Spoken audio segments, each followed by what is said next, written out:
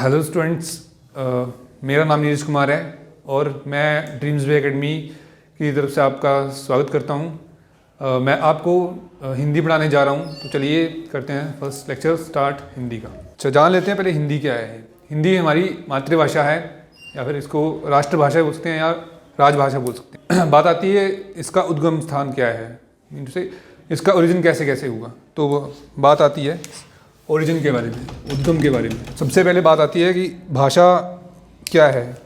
भाषा शब्द भाष धातु से निकला शब्द है जिसका मतलब है बोलना। अब बात आती है हिंदी भाषा के बारे में। तो हिंदी भाषा की जननी है आपकी संस्कृत भाषा। अब संस्कृत भाषा के बारे में जानते हैं। ये भी दो भागों में डिवाइडेड है। फर्स्ट है आपकी वैदिक संस्कृत, सेकंड है लौकिक संस्कृत। जैसा कि आप सभी जानते हैं, पिछले कई पेपर हुए हैं उसमें बताया गया था कि वेदों की रचना किस भाषा से हुई है। तो वेदों की रचना हुई है वैदिक संस्कृत में। संस्कृत के इन्वॉल्व करने का मतलब क्या है, क्योंकि यहाँ से क्वेश्चन बन रहे हैं, इसीलिए मैं इसके बारे में थोड़ा बताने जा रहा हूँ। और दूसरी बात है लौकिक संस्कृत। तो इसमें आपके उपन्यास जैसे कि रामायण और महाभारत, इनकी रचना की गई है। और वैदिक संस्कृत में वेदों की रचना की गई है। अब बात आती है इसके बाद कि हिंदी भाषा कहाँ कैसे बनी, संस्कृत से किस तरीके से इसका प्रारूप मिला। तो एक फ्लो चार्ट है, उसके अकॉर्डिंग लेके चलते हैं। सबसे पहले लैंग्वेज थी संस्कृत, आदिजन्य बहुत सी भाषाओं की, ठीक है। इसमें इंग्लिश भी आ गया, इंग्लिश भी संस्कृत भाषा से ही निकली एक भाषा है।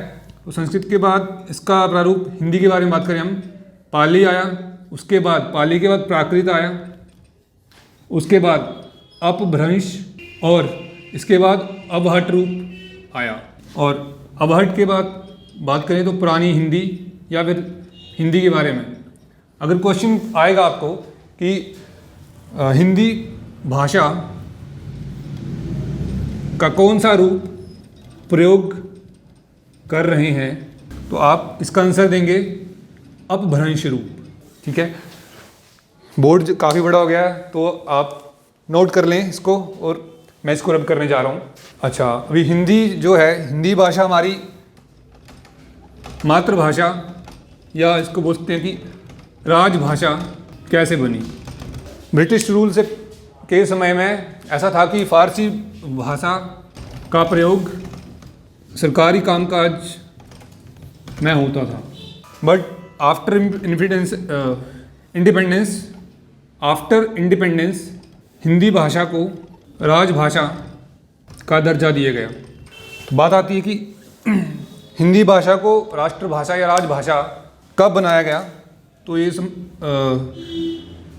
तो बहुत से प्रयासों के बाद हिंदी भाषा को 14 सितंबर 1949 में हिंदी भाषा को राजभाषा या राष्ट्रभाषा बोल सकते हैं इसको, का दर्जा दिया। और इसी के तहत देवनागरी हिंदी भाषा की लिपि बनी। आप इसको नोट कर लीजिएगा। इसके बाद मैं आगे तो स्टार्ट करता हूँ। हिंदी भाषा को 14 सितंबर 1949 के तहत हर वर्ष हिंदी दिवस के रूप में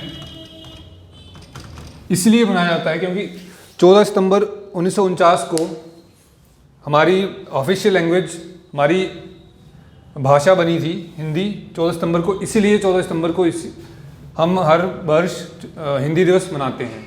बात आती है हिंदी भाषा के बाद के प्रारूप क्या थे। हिंदी भाषा के साथ साथ भारत के संविधान में 22 भाषाओं को दर्जा दिया गया। ये इसलिए किया गया क्योंकि यहाँ पे तरह तरह के लोग थे और सबकी अपनी अपनी भाषाएं थी। तो उस करके हमने 22 भाषाओं को इंक्लूड किया है और हमने भारतीय राष्ट्र संघ में 22 भाषाओं को सम्मिलित किया है। अब बात आती है मेन टॉपिक की, हिंदी। इसके बाद क्या इसमें रहता है, क्या चलता है। तो बात आती है सबसे पहले एक क्वेश्चन बनेगा जैसे कि आर्टिकल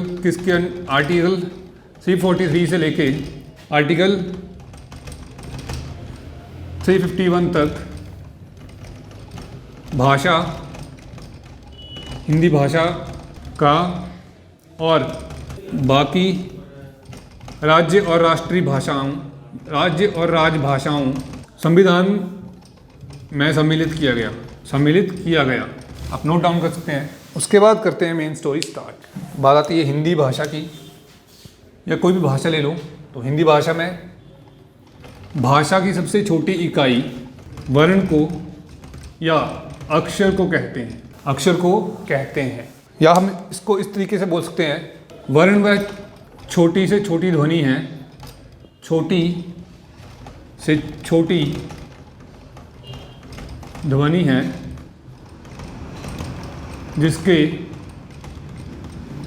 और टुकड़े नहीं किए जा सकते,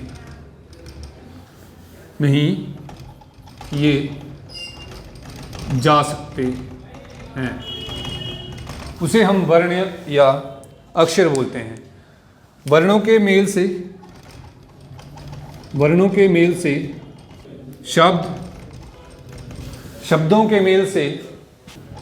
के मेल से वाक्य और उपवाक्य बनते हैं।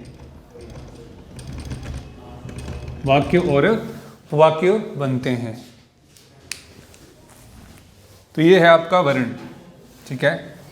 वर्णमाला जो बनी है ये आपके दो प्रकार से बनी है। वर्णमाला में पहले आते हैं स्वर और दूसरे आते हैं व्यंजन। एक चीज़ और, वर्णमाला को इसलिए वर्णमाला में कहा गया है क्योंकि ये एक व्यवस्थित ढंग है। व्यवस्थित ढंग बात करते हैं, या फिर स्वरों और व्यंजनों को व्यवस्थित ढंग से व्यवस्थित रूप देकर इसे बनाया गया है। तो बात आती है सबसे पहले स्वरों की। फर्स्ट वन स्वर। स्वरों के प्रकार इसके 3 प्रकार हैं, 3 टाइप्स हैं, ठीक है। सबसे पहले है ह्रस्व स्वर। फर्स्ट है ह्रस्व स्वर, दूसरा है दीर्घ स्वर और तीसरे आते हैं प्लुत स्वर।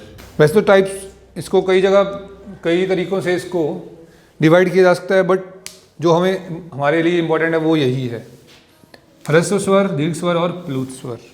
बात आती है आगे ह्रस्व स्वर। सबसे पहले है ह्रस्व स्वर। तो ह्रस्व स्वर क्या होते हैं, यहाँ पे बता रहा हूँ आपको। ह्रस्व स्वर वह स्वर होते हैं जिनको बोलते समय कम ऊर्जा और एक मात्रा का समय लगता है।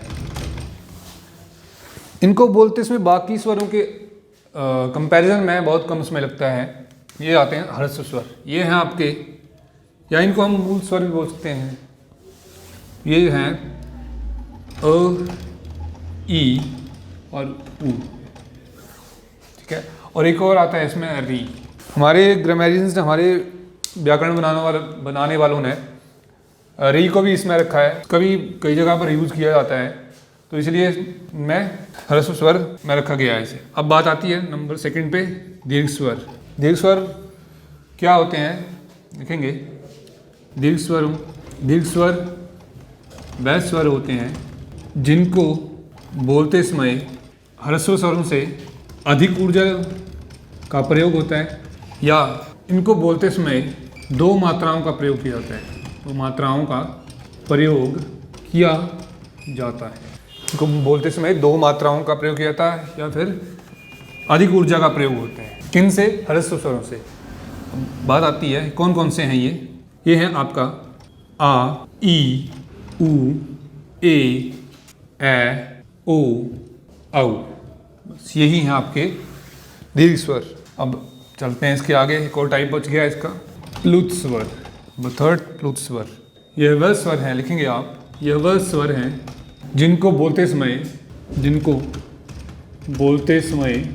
दीर्घ स्वरों से अधिक ऊर्जा का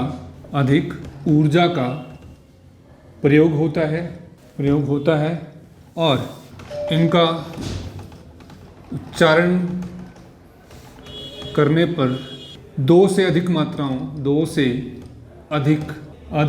मात्राओं का प्रयोग होता ये हैं कुछ इसके एग्जाम्पल से राम, ओम एक्सेट्रा। ये थे आपके स्वरों के प्रकार। कुल स्वरों की बात करें, बात आती है अभी, ये तो दैट इसके टाइप। अभी हिंदी वर्णमाला में कुल वर्णों में से कुल स्वर कितने हैं, तो कुल स्वर हैं यहाँ पे 11 स्वर, और इनमें 11 स्वर के साथ साथ 2 अयोगवाह सम्मिलित किए गए हैं। अयोगवाह सम्मिलित किए गए हैं, 11 स्वर और 2 अयोगवाह सम्मिलित किए गए हैं। तो 11 स्वर कैसे कैसे हैं, अगर आपको क्वेश्चन आएगा कि वस्तुतः कौन से वर्णमाला में कितने स्वरों का प्रयोग होता है, तो आप करेंगे 11 स्वर, इन्हें हम मूल स्वर भी बोलते हैं। और अगर आपको पूछ लिया जाए कि हिंदी वर्णमाला में कुल कितने स्वर हैं, तो आप कहेंगे 13 स्वर हैं, 13 स्वर हैं, 11 स्वर हैं और 2 अयोगवाह हैं। ये हैं आपके अ, आ, इ, ई, उ, री, आगे ए, ओ, औ। ये आ गया आपके 11 स्वर, और 2 अयोगवाह हैं इसमें। वो कौन कौन से हैं, इनको बोलते हैं हम अंग, आ, अंग और आ। ठीक है, तो ये इनको मिला के टोटल 11 स्वर और 2 अयोगवाह को मिला के 13 स्वर बनते हैं।